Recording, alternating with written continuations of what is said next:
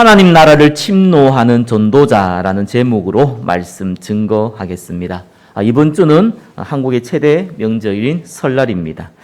한국은 아직도 명절 때 제사를 많이 지내죠. 당연히 그리스도를 알지 못하는 국가와 개인은 명절 때 우상 숭배를 할 수밖에 없습니다.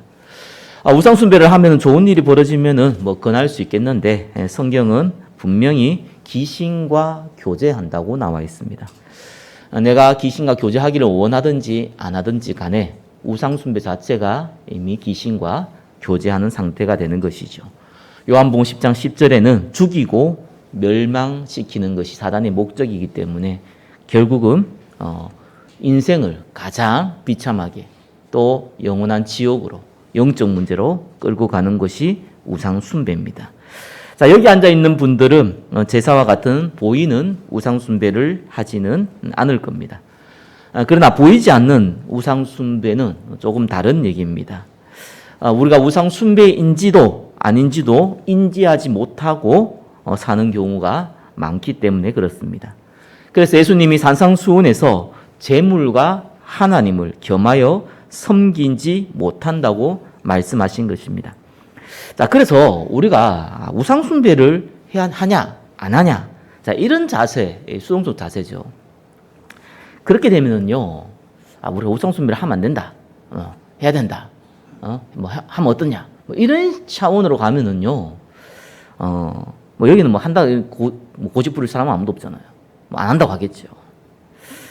그러면 하나님 나라 축복 못 누립니다. 그리고 본인도 모르게 우상 숭배 속에 빠지게 됩니다. 자, 오늘 제목이 하나님 나라 침노거든요. 자, 이제는 바꿔야 돼요. 우상 숭배를 하냐 마냐 이런 수준으로 가면 안 됩니다. 자, 그 수준이 아니라 하나님 나라를 침노하느냐 못하느냐, 자, 이런 자세로 가셔야 됩니다. 자, 그러면은 우상 숭배에 빠지냐 안 빠지냐 이런 수준이 아니죠. 하나님의 역사를 보게 됩니다. 자, 오늘 본문을 통해서 하나님 나라를 침노하는 전도자의 축복을 누리시기를 예수 그리스도의 이름으로 축원합니다. 예수님이 산상수훈 말씀을 주신 이후에 또 갈릴리 지역을 순회하면서 병든 자를 고치고 복음을 전파하셨습니다. 자, 그러는 가운데 오늘 세례 요한의 제자들이 예수님을 찾아오는 장면이 마태복음 11장에 나옵니다. 자, 감옥에 갇힌 세례 요한을 대신해서 그의 제자들이 예수님께 할 질문을 가지고 온 것입니다. 자, 이 질문을 예수님께서 답변하시면서 하신 말씀이 오늘 읽었던 침노, 천국 침노에 관한 본문입니다. 자, 첫 번째 보겠습니다. 자, 하나님 나라가 왜곡된 세대. 자, 하나님 나라는 영토를 얘기하지 않습니다. 주권을 얘기하죠. 하나님의 통치가 임하는 곳, 이게 하나님의 나라죠. 자, 이거를 불신자 생각하는 하나님 나라는 본인이 섬기는 신이겠죠. 그 신이 성경은 또 자기 배라고도 얘기합니다. 의식주, 이것도 자기의 신이기도 하죠. 우상이기도 합니다. 여하튼 간에 이 세대가 또 많은 교회 다닌 성도들이 오늘 예수님이 세대에 있었던 바리새인들과 유대인들이 심지어 세된 생각을 가지고 있습니다. 그래서 마태복음 11장 2절에 3절에 보니까 요한이 옥에 갇혔어요. 그냥 직접 나올 수가 없는 거죠. 그래서 제자들을 보내서 예수님께 질문을 합니다. 무슨 질문을 했습니까? 3절에 마태복음 11장 3절에 이래 나옵니다. 오실 그이가 당신이 오니까 우리가 다른 일을 기다리오리까. 자, 이 질문은요, 굉장히 근본적인 질문이잖아요. 당신이 그리스도가 맞냐? 구약에서 예언한 메시아가 맞냐? 아니냐? 그 질문이거든요. 도저히 믿음의 위인 세례 요한의 입에서 나올 것 같지 않는 질문이기도 합니다. 누가복음 1장 8절에 세례 요한은 제사장의 반열에 있었던 사람입니다. 제사장은 혈통으로 이어지거든요. 장자를 통해서. 그래서 이거는 공부해서 노력해서 제사장이 되는 것이 아니라 특별히 택함 받은 사람만 되는 겁니다. 그래서 바리새인들이요 제사장 반열에 있는 사람들을 결코 무시하지 않습니다. 할 수가 없어요. 바리새인들은 태어난 게 아니거든요. 걔들은 공부해서 되는 거예요. 근데 제사장은 제사장 반열 장자권을 이어왔던 그 제사장은 타고나는 거예요. 그래서 건의라는 것이 태어날 때부터 갖고 태어나는 위치이기도 합니다. 뿐만 아니라 마태복음 11장 11절에 예수님께서 여자가 낳은 인물 중 가장 크다라고 얘기했죠. 그러면서 구약의 마지막 선지자가 말라기가 아니라 세례 요한이다. 말라기가 얘기했죠. 그죠?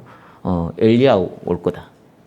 자기보다 훨씬 앞에 있었던 세대 엘리야인데 그 말라기가 앞으로 엘리야가 올 것이다. 그 엘리야가 누굽니까? 세례 요한이다.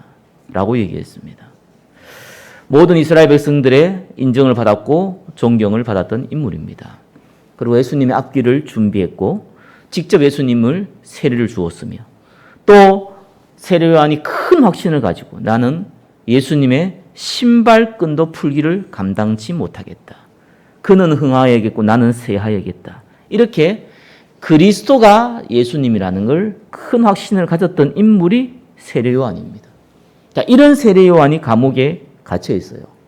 헤롯 안디바가 자기 동생 빌립의 아내 헤로디아를 아내로 삼았죠. 그거를 비판하다가 감옥에 갇혔습니다.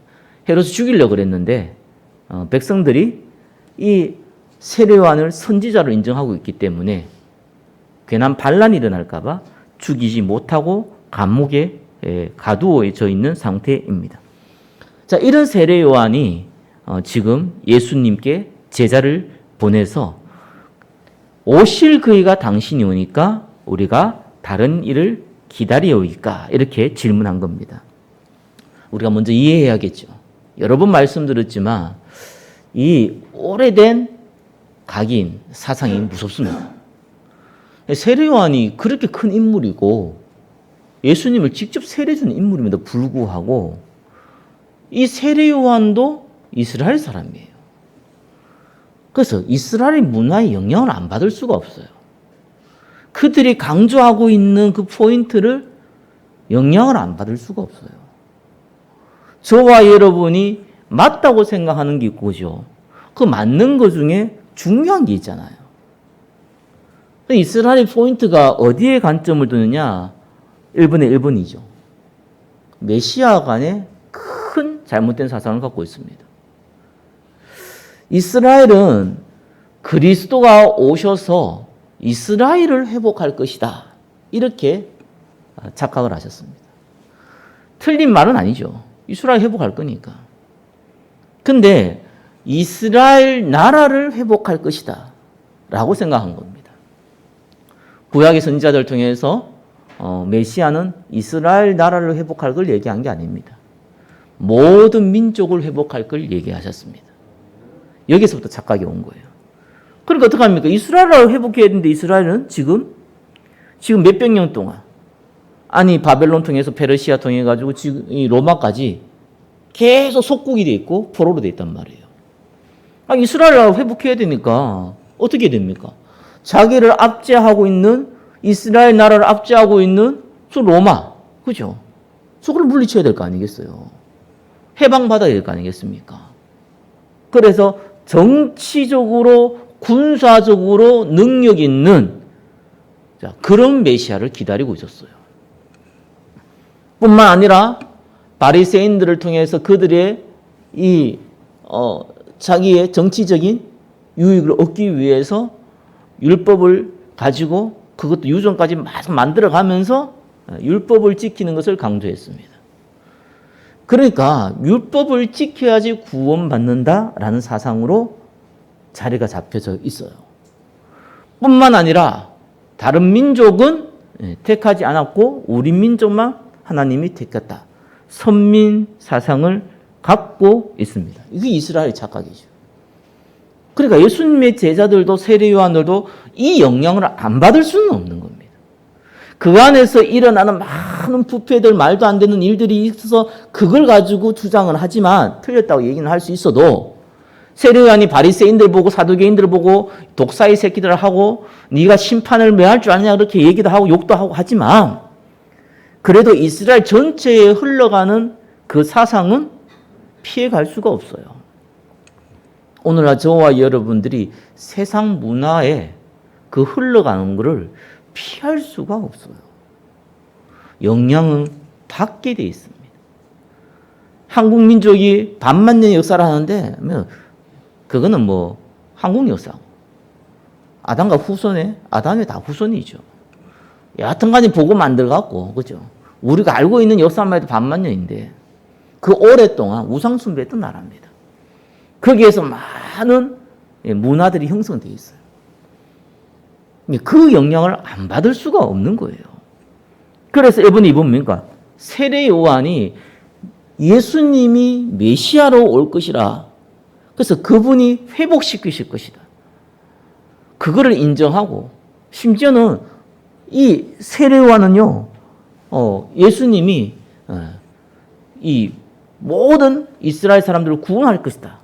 구원에 관련돼서도 분명히 인정한 사람이었어요. 근데 강조 포인트가 달라요. 중요하게 생각했던 포인트가 달라요. 그게 뭐냐니까 마태복음 3장 7절에서 12절에 뭐라 나와 있냐니까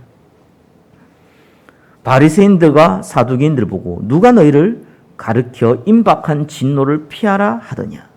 10절에 보니까요. 좋은 열매를 맺지 아니하는 나무마다 찍혀 불에 던져지더라. 마태복음 3장 얘기입니다. 12절에 보니까 쭉정이는 꺼지지 않는 불에 태우리라. 뭔 얘기입니까?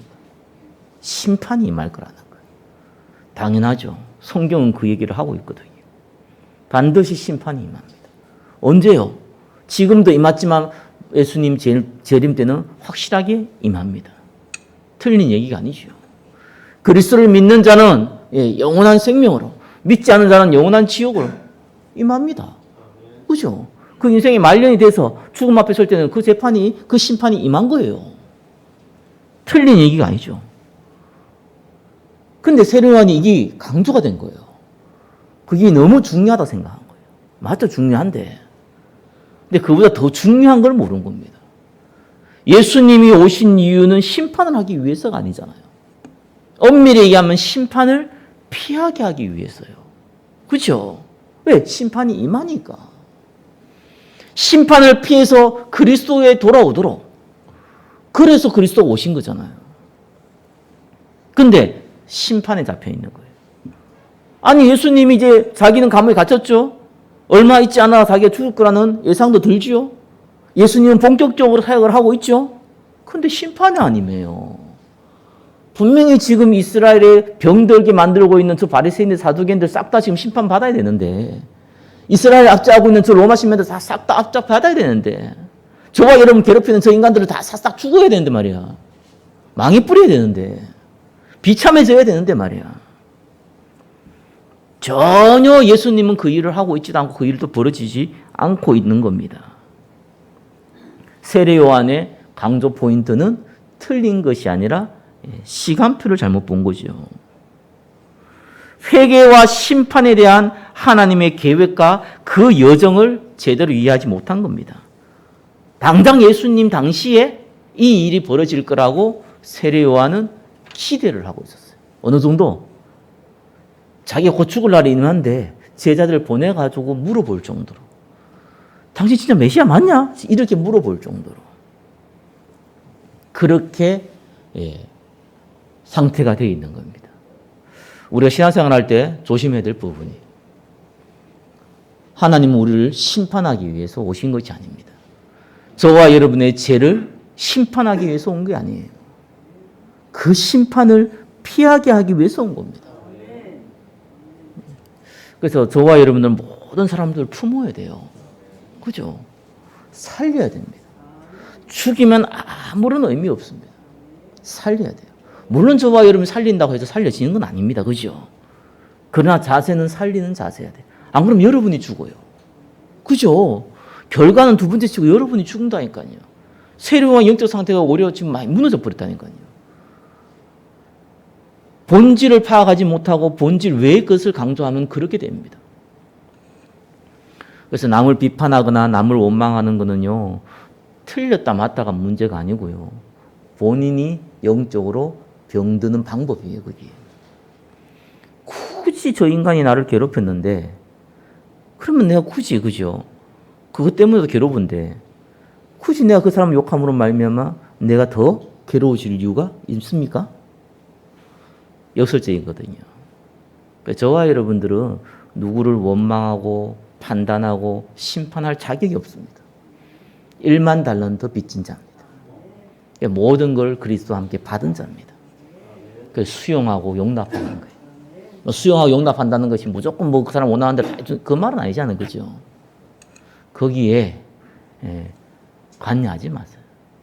거기에 내 마음 들이지 마세요. 아니, 세상에 저런 일이 벌어질 수 있나? 있어요. 왜 없어요? 당연히 있지. 아니, 나라 어떻게 되려고 저런 놈이 앞에 서서 그러냐? 있죠. 왜 없습니까? 당연히 일어나죠. 사단이 판치는 데서 이 땅은 신라군인데 당연히 일어나야죠. 그걸 저와 여러분 맡겠다? 그게 어리석은 짓입니다. 그건 불신자한테 맡겨야 될 일이고요. 불신자한테 맡긴다는 게 아니라 하나님이 주권 가운데 일으키고 인도하실 일이고요. 우리가 관심을 가져야 되는 것은 예수님이 우리에게 얘기해 준 겁니다. 거기에 관심 가져야 돼요. 1번에 3번 보니까요, 이 세대의 상태에도 뭐라고 얘기합니까? 마태복음 11장 15절 19절 이렇게 얘기합니다. 기 있는 자다 들을지어다. 이 세대를 무엇으로 비유하고 비유하건대 아이들이 장터에 앉아 제 동물을 불러 이르되 우리가 너희를 향하여 피리를 불어도 너희가 춤추지 않고 우리가 슬피 울어도 너희가 가슴을 치지 아니하였던 한과 같으니라. 피리를 분다는 게 뭡니까? 그때 이제 아이들의 노래 방식이죠. 그지? 결혼식과 같은 축하 잔치에서 하는 표현 방식입니다. 근데 이 아이들이 결혼식 놀이를 해요. 또 아이들 이제 비유를 든 거죠. 슬피 울어도 뭡니까? 아이들이 장례식 놀이를 한다니까요. 그럼에도 불구하고 춤추지도 않고 가슴을 치지도 아니하였다 함과 같으니라. 심판과 회개를 말하는 세례 요한에 대해서도 아무런 반응이 없고 구원의 기쁨과 복음을 말한 예수님에 대해서도 아무런 반응이 없는 무감각한 상태를 말하는 겁니다. 그게 이 세대의 상태다. 그래서 너희들이 이 세례 요한을 통해서 회개의 메시지를 들어도 아무 반응이 없고 구원의 메시지, 기쁨 메시지도 아무 반응이 없구나. 18절에 보니까 오히려 요한이 와서 먹지도 않고 마시지도 아니하며 그들이 말하기를 귀신이 들렸다 하더라. 요한의 음식이 뭡니까? 메뚜기와 석청, 그죠? 금욕적인 생활을 했던 사람입니다. 실제로 그럴 때 그 시대에 뭐라고 했냐? 슬픔의 귀신이 세례 요한에 들어갔다. 이렇게요. 바리새인 사두개인들이 소문을 했어요. 왜 사람들이 지금 세례 요한한테 많이 인기를 뺏기니까, 인기가 글로 가니까, 자기들이 인기를 뺏기니까, 정치들이 한 일이 똑같잖아요. 그죠? 욕하는 거, 그죠? 뭐라 욕합니까? 슬픔의 귀신이 들어갔다. 거짓말을 진짜인 것처럼 만들어서 집어넣어요. 그러면서 19절에 뭡니까? 인자가 와서 먹고 마시며 말하기를 보라. 먹기를 탐하고 포도주를 즐기는 사람이요 세리와 죄인의 친구로다 하니 지혜는 그 행한 말로 인하여 옳다함을 얻느니라. 예수님이 와서 먹고 마시니까 뭡니까? 먹는 돼지라고 그러고요. 포도주를 즐기니까 술꾼이라고 그러고요. 세리와 죄인의 친구다. 이 말은 무슨 말입니까? 세리와 친구들을 함께한다. 이 말이 아닙니다. 그죠? 그들과 똑같은 족속이다. 한통속이다. 그 말을 얘기한 겁니다. 아무리 거짓말을 해도 지혜는 뭡니까? 하나님이 지혜죠. 그죠? 그 행한 일로 인하여 옳다함을 얻으니라. 결국은 진리는 드러나게 된다는 겁니다. 거짓말하는 자는 무너지게 된다는 겁니다. 이 세대의 상태입니다. 무감각한 상태. 그죠? 복음에 대해 강조하니까 귀신 들렸다 그러고요. 그죠? 복음 때문에 여러분 참 이 감사하라 그러니까요. 술 취했다 그러고요. 그런 세대. 거짓말이 판치는 세대. 영적인 것이 무감각된 시대. 그런 세대라는 거예요. 그러면서 이번 뭡니까? 예수님이 하나님 나라를 설명하죠. 그 세례 요한의 질문에 뭐라고 대답합니까? 마태복음 11장 5절에 맹인이 보며 못 걷는 사람이 걸으며 나병 환자가 깨끗함을 받으며 못 듣는 자가 들으며 죽은 자가 살아나며 가난한 자에게 복음이 전파된다 하라. 이사야 29장 18절, 이사야 35장 5절, 이사야 35장 6절, 이사야 42장 7절, 이사야 61장 1절을 다 섞어가지고요. 한마디로 딱 얘기했어요. 6가지를 얘기했죠. 맹인이 보며, 못 걷는 사람이 걸으며, 나병 환자가 깨끗함을 보며, 못 걷는 자가 들으며, 죽은 자가 살아나며, 가난한 자에게 복음이 전파된다. 이 얘기를 한 겁니다. 자, 이사야에게 메시아에 대한 예언의 말씀이 성취되고 있지 않느냐. 당신이 메시아가 맞습니까? 하는 질문에 내가 메시아다 아니다 이렇게 대답하는 게 아니잖아요. 구약 성경을 봐라. 이 성경대로 성취된 거 아니냐. 그래서 세례 요한이 조급함을요 말씀으로 확인시켜 준 겁니다.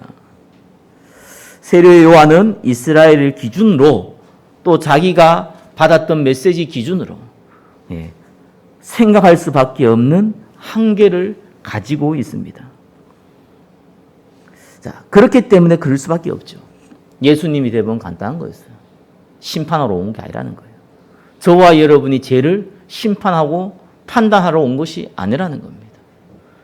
그 길을, 그 죄의 길을, 그 심판의 길을 피할 길을 주셨다. 죄와 사단과 죽음의 길을 피할 길을 주셨다는 겁니다. 그래서 그리스도라고 한 겁니다. 참 제사장, 참 왕, 참 선지자. 우리의 죄를 다 끝냈다고 참 제사장. 하나님의 만나는 길을 열었다고 참 선지자. 끝까지 방해하는 이 사단의 근세를 깨뜨렸다고 참 왕. 그리스도께서 생명 살리는 구주로 우리에게 오신 겁니다.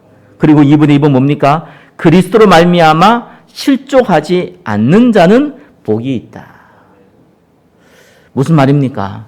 왜 그리스도로 말미암아 실족을 합니까? 3가지거든요. 하나님 계획하고 내 계획하고 안 맞는 거예요. 하나님의 방법과 내 방법이 안 맞는 거예요. 3번째 뭡니까? 하나님의 스케줄과 내 스케줄이 안 맞는 거예요. 그러면 낙심합니다. 그죠? 그럼 하나님 바꿔야 됩니까? 내 계획이 하나님 계획을 없애고 내 계획을 하나님 계획을 바꿔야 됩니까? 하나님 방법을 바꿔야 됩니까? 내 방법을 하나님 방법으로 집어넣어야 됩니까? 하나님 바꿔줘야 됩니까? 하나님 스케줄을 바꿔야 됩니까? 천만의 말씀입니다. 내 계획을 바꿔야 돼요. 내 방법을 바꿔야 돼요. 내 스케줄을 바꿔야 된다니까요. 하나님 바꾸려고 가지 마세요. 하나님은 저와 여러분의 종이 아닙니다. 저와 여러분의 심부름꾼이 아닙니다. 착각하시면 안 돼요. 우리가 전도와 선교 위해 사는 게 아니고요. 하나님이 전도와 선교의 그 대열 가운데 하나님 만들어 놓은 그 대열 가운데 우리가 들어가는 거예요. 그 길을 하나님이 제시해 주시고요. 인도하시는 겁니다. 내 길을 가려고 하고 내 주장을 부르시면은요. 안 맞는 거예요. 안 맞는 만큼 고생하는 겁니다. 하나님은 고집 안 끄세요. 왜요? 하나님 고집을 꺾어버리면은 저와 여러분이 죽어요. 아니, 어린아이가요, 수영도 못하는 애가 바닥에 들어가겠다는데, 그 고집을, 그래, 네 고집대로 해라. 이러면 죽이는 거잖아요. 고집부름 뚜들 패스라도 못 들어가게 해야 되잖아요. 그게 살리는 겁니다. 하나님의 계획, 내 계획, 뭐가 다릅니까? 많은 사람들 어쩔 수 없죠. 세상 문화가 그러니까. 그걸 아셔야 돼요. 육신의 정욕, 안목의 정욕, 이생의 자랑. 내가 예수 믿으니까 내가 뭐 그렇게 뭐 대단한 부자가 되려고 하겠습니까? 그래도 제대로 좀 먹고 좀 살 수 있는 경쟁이 줘야 되지 않습니까?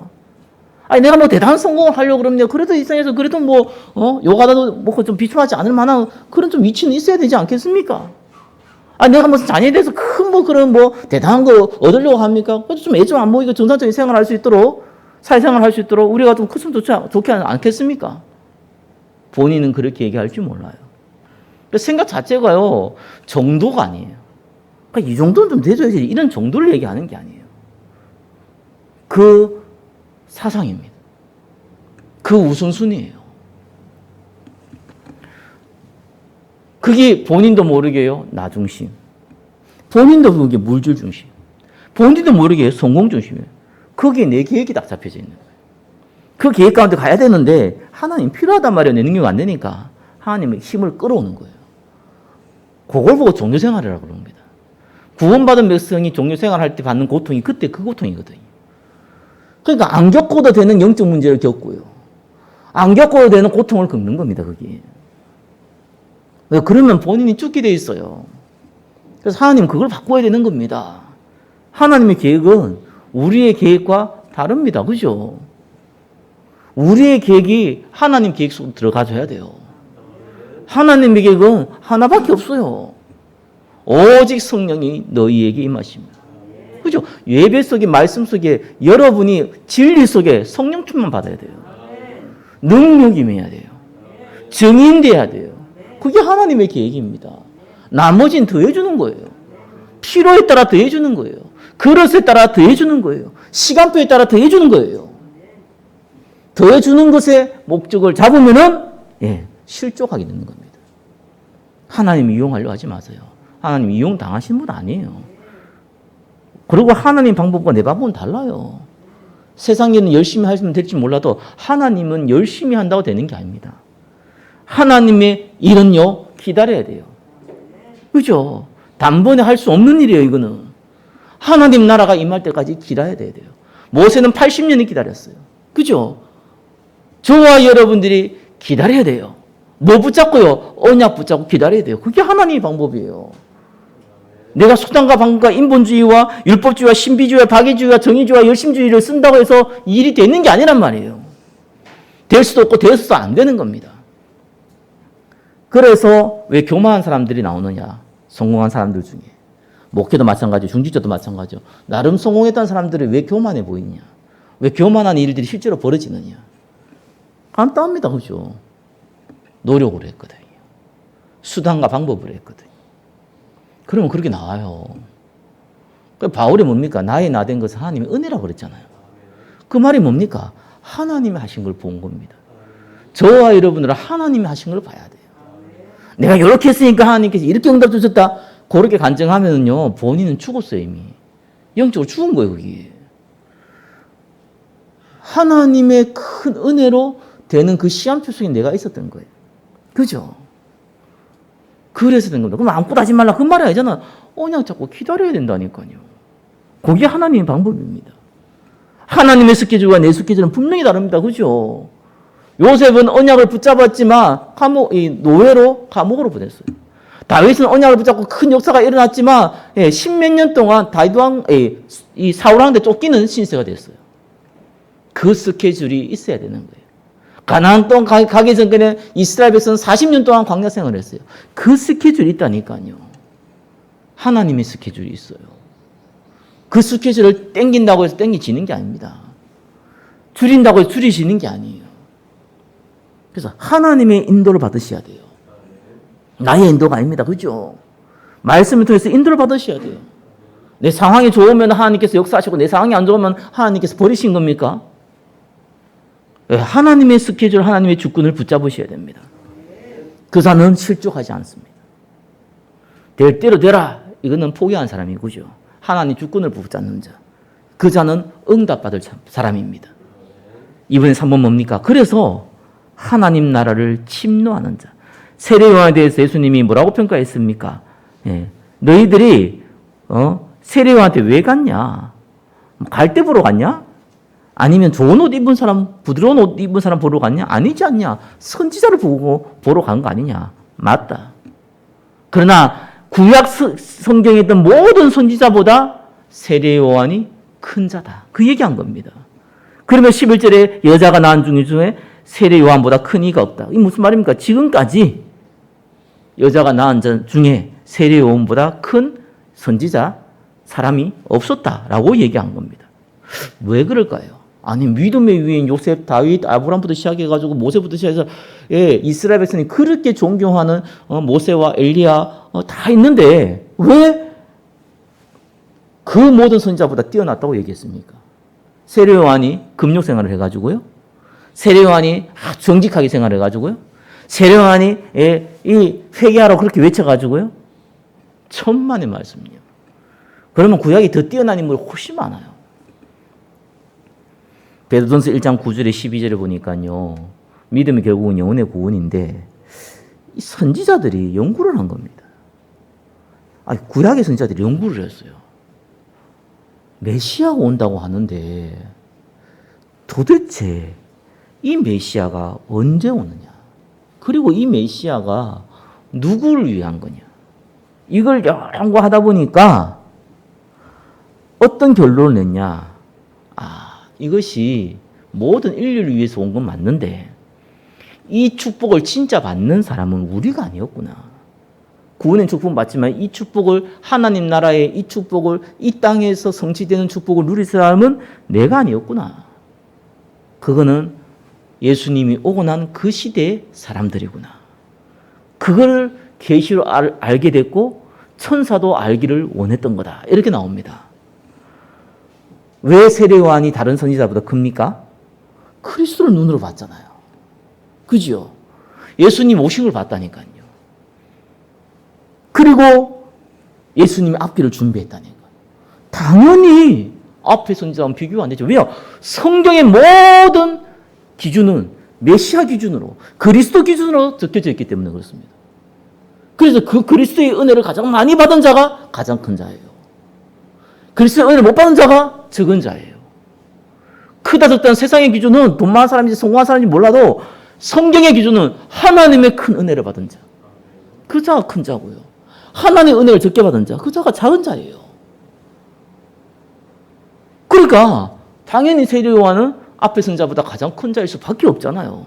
그러면서 뭐라고 했냐? 마태복음 11장 11절 후반에는 뭐라고 했습니까? 그러나 천국에서는 극히 작은 자라도 그보다 크니라. 이 천국은 죽어서 가는 천국이 아닙니다. 천국은 두 종류 있죠. 그죠? 죽어서 가는 천국이 있고 이 땅에 이루어지는 한 천국이 있습니다. 천국이 하나님 나라랑 같은 말이거든요. 하나님 나라, 이 땅에 이루어지는 하나님 나라가 있고 가서 죽어서 가는 하나님 나라가 있는데 지금은 이 땅에 임하는 천국입니다. 그러니까 그 증거가 뭐냐? 마태복음 11장 12절 오늘 읽었잖아요. 천국은 침노한다. 죽어서 갈 천국을 왜 침노합니까? 이미 만들어져 있는데, 그죠? 이 땅에 임해야지, 임할 천국을 얘기하는 거예요. 하나님 나라. 그리고 11절에 천국에서는 극히 작은 자라도 그보다 크니라. 그러면 천국에 설명하기 뭐합니까? 천국을 침노해라. 이 얘기 나오잖아요.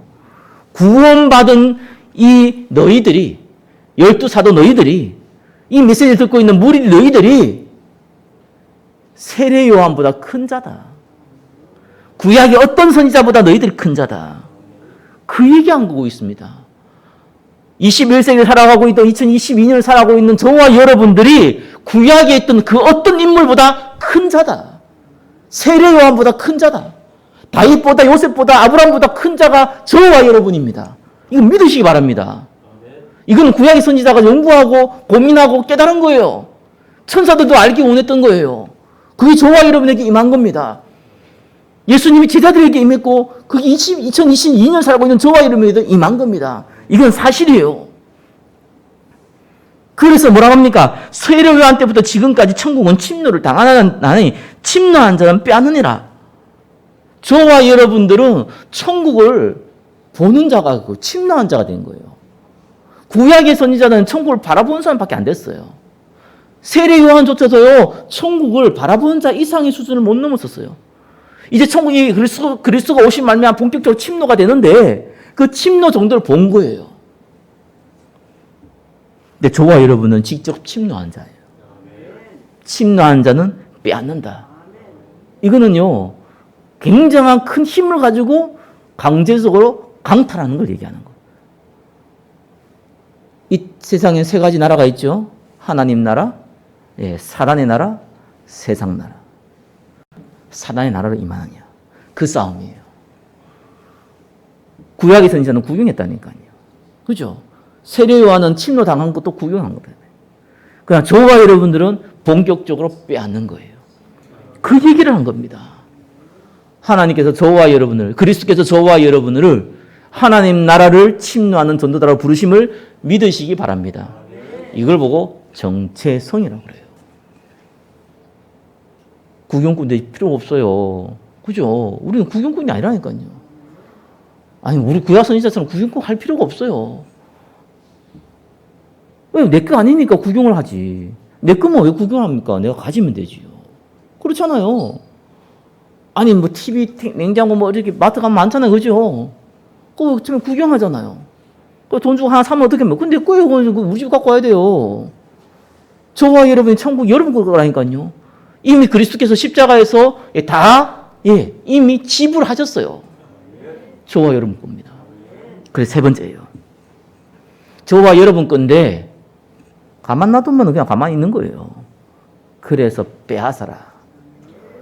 이런 예수님 강한 표현을 썼다니까요. 군사적인 표현이기도 하거든요. 강탈해라. 그죠?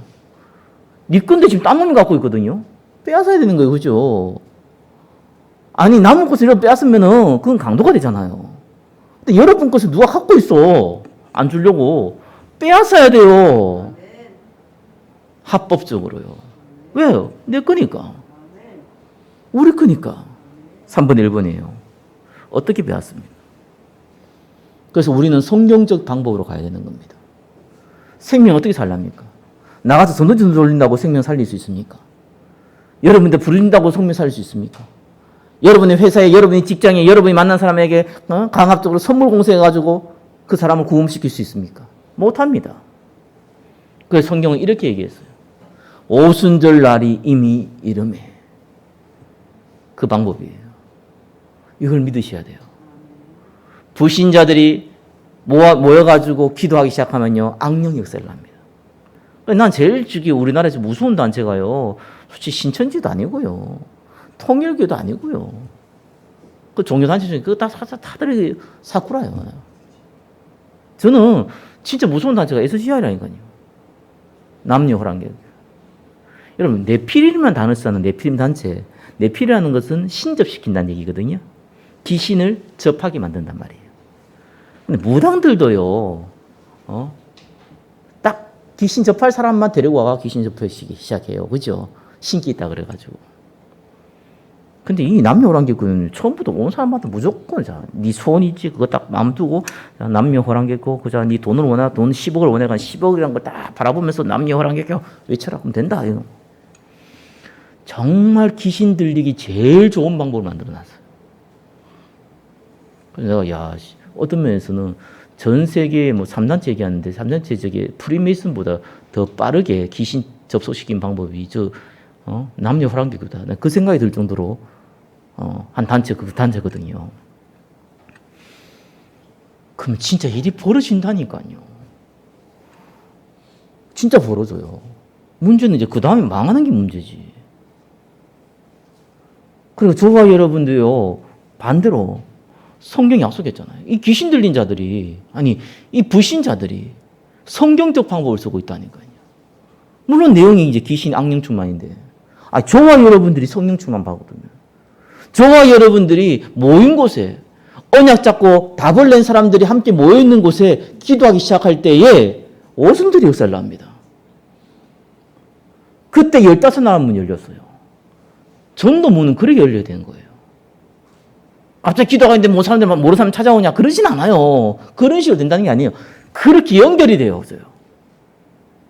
그럼 저와 여러분이 그때부터 다른 것들, 영적인 것도 살아났지만 육신적인 것도 같이 회복되는 겁니다. 영적인 건 회복되고 육신적인 게 망하는 게 아니에요. 영적인 게 무너지면 육신도 무너져요. 영적인 거 회복되면 육신도 회복된다니까요. 그래서 이 얘기는 불신자는 못 알아듣는 얘기입니다. 종교인들도 사실 못 알아듣는 얘기입니다. 이거는 복음을 이해한 사람만 알아듣는 겁니다. 왜요? 천국은 침노해야 되니까. 언약 잡은 자들이 함께 모여서 함께 기도할 때 일어나는 성령의 역사는 성경에서 유일하게 예수님이 마지막 강단에서 강조했던 얘기입니다. 그리고 실제로 일어났고 지금도 일어나고 우리 교회도 일어나야 되는 일입니다. 그게 교회 안 전도입니다. 그러면은 두 번째 일어나요. 교회 밖 전도.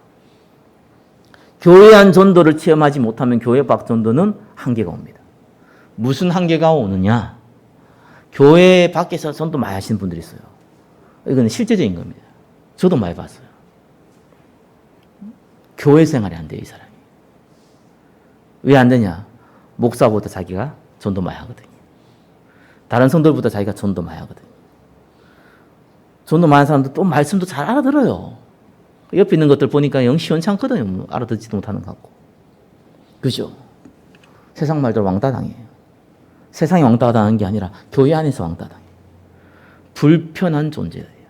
성격이 좀 그래서 불편하다. 이건 괜찮아요. 그럴 수 있지.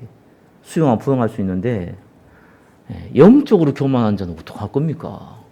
자기가 하나님 다음이라는데. 그럼 대화가 안 돼요. 뭔 얘기하는데 나 하나님께 직접 응답했기 때문에 뭔 대화가 그때는 아무것도 안 돼요. 그죠? 그럼 목사도 필요 없고 장로도 필요 없고 그죠? 아무것도 필요 없어요. 다이렉트로 내가 하나님과 직접 얘기하는 거야. 내가 하나님이라고요. 그게 뭐 돈급 수준이라. 예, 이거는 신비주의 얘기하는 거 아닙니다. 차라리 신비주의는 티가 나요. 근데 전도하는 자는 그래도 행위로 열심으로 그죠?